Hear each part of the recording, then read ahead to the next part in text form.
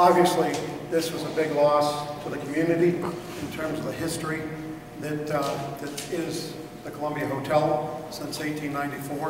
It was a big loss to the tenants that lost their belongings and their comfort and their security. But it's really not hard in Leominster, in the city that thinks it's a town, to, you know, come back from something like this. I mean, there are so many people, and I just, you know, jotted down a few of them, but, well, I'm sorry, back to, you know, the loss. You know, my partner and I are very glad that everybody walked out of there alive.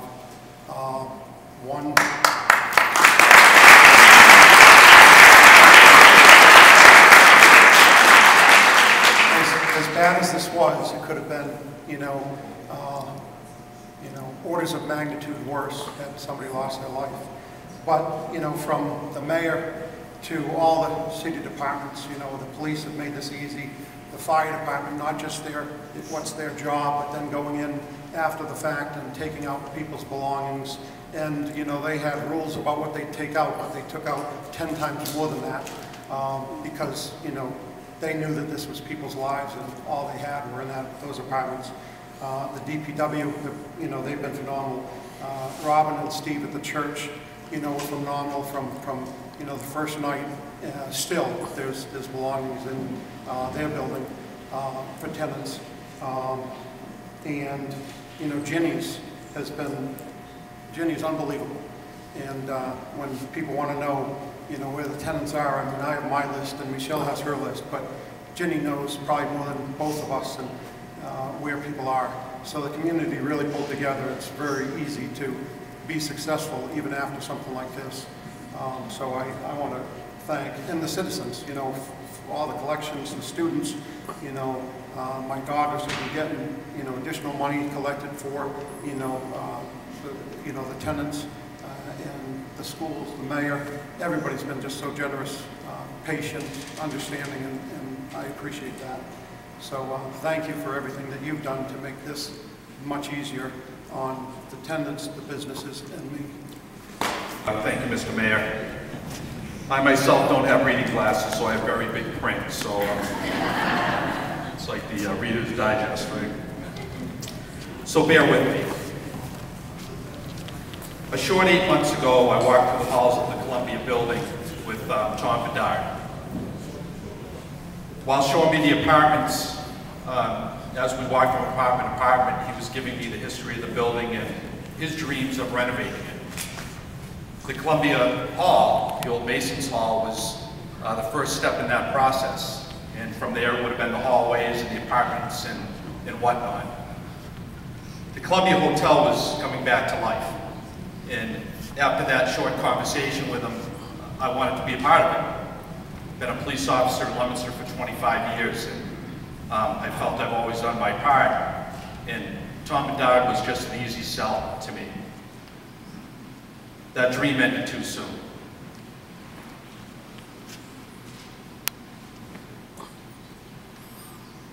My kids, Pat and Olivia, fell in love with the apartment right away. Again, another easy sell. If you don't think police officers cry, that's a myth. It had the convenience, the uniqueness, and the peacefulness all wrapped into it. Many nights I wondered about its history, about its design, about the people that had walked through many, many years before we had. I felt at home there and very comfortable. Many times I left without locking my apartment door. That's the truth. 25-year police officer not locking his door. Because I felt comfortable with the people who were my neighbors. People who were respectful, and I often wondered if I was the only one who lived there. That's how quiet it was. We used to laugh because we never saw anybody in the hallways. And it was simply the best apartment ever. So much has changed for us, since the evening hours of Saturday, November 24th. Within minutes of leaving that front entrance, I knew that the magnitude was going to be devastating.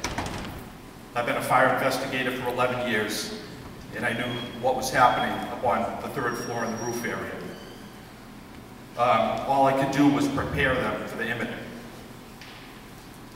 What began as a general alarm fire ended up into a second alarm within minutes, and then a third, a fourth, and a fifth. Just like our neighbors in the Columbia building, we are struggling to comprehend our loss and look forward to getting back to normal. That's going to take time. It's caused many tears, a lot of anger, and it's overwhelmed us to the point of not being able to think. But that is only temporary. The fire took our possessions, but that's all it took. What was lost in possessions has been gained in love and support. And most importantly, we are all safe. I can tell you tonight that I miss my apartment. I miss my couch, my television, my bed, my blankets, my clothing, my shoes. I miss my neighbors. Many I haven't seen since the fire. I was able to catch up with some of them tonight. And I just wished that whole time that they were okay. What I've taken out of this is that I will never take a moment for granted again. I will never snap a picture on a camera the same way, or look through a photo album without feeling its meaning and love. I'll never read a birthday or Father's Day card the same either, or any other card that says I love you, regardless of who wrote it. Thankfully, life gives us memories. There are so many people to be thankful for. First off, I'm thankful for my friends at the Leominster Fire Department. I've had many opportunities to watch them work fires as an investigator and see what they do. This fire was different, because this fire would not quit. This fire shocked even the most seasoned firefighters. I talked to Mark Burnett and Eric Smith and my stepbrother Tony LaFave and Travis Valley. I'm thankful that all of them, all of you, are safe. That's what matters the most. I'm also thankful for all the response from all the communities, especially the 2 firemen in Westminster, who really averted their own tragedy because they responded to us, to our community, when we needed it. I'm thankful for people like Kyle Mimnod, a police officer in Leominster, and also retired officer Tim Monahan, who were both residents. And when they learned that that fire alarm was real, they started knocking and pounding on doors and getting people out. I know that because I called Kyle to ask him if he knew, and I heard them yelling and banging. They left that building when they were ordered to do so by the fire department. I'm thankful for everyone who has reached out in whatever capacity to check on us and offer support. We're very blessed to have such people in our lives and in our community, and each one of you are incredible. I'm blessed for my family, my friends. I'm thankful for my children, who, while dealing with this, still make me laugh and smile. They're the same goofballs they were before the fire. Take the time tonight to go home and appreciate not so much what you have, but who you have. Yes. Instead of turning on the television tonight, turn the pages of a photo album and appreciate your ability to do it. There's much in life that does not love you back, so learn to appreciate what does. The night of the fire, I stood at the site of the collapse across from Russell's package store, watching and thinking. I was reminded by someone days later of a conversation I was having at that very spot. This person told me that my concern was for the other residents in the building.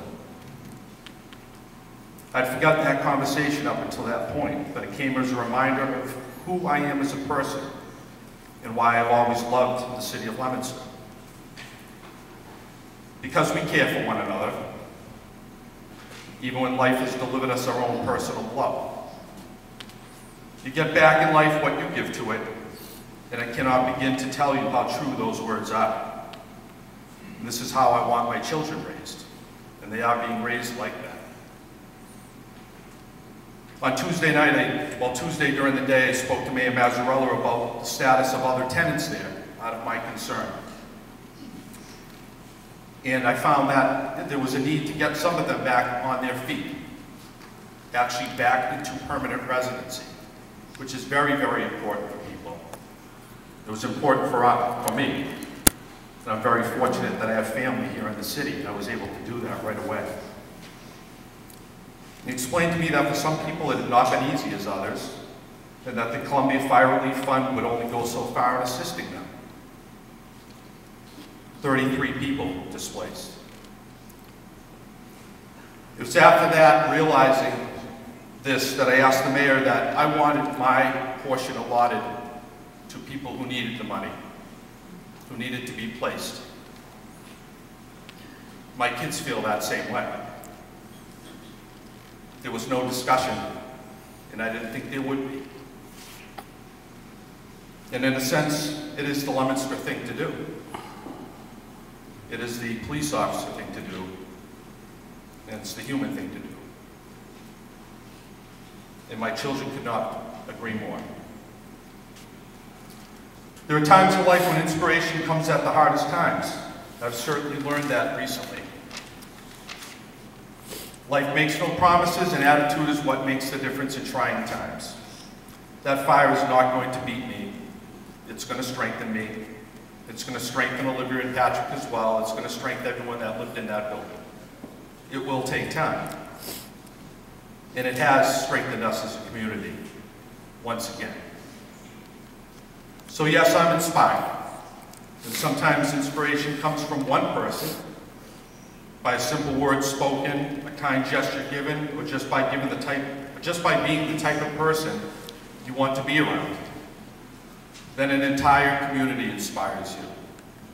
So thank you, Leominster. We appreciate all your love and support.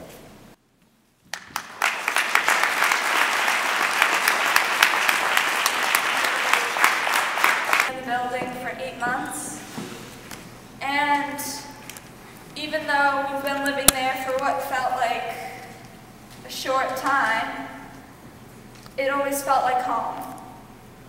Since the beginning, since the first week we moved in there, I knew that I liked the place. There were some things I didn't like that I now miss, like the bar in the back.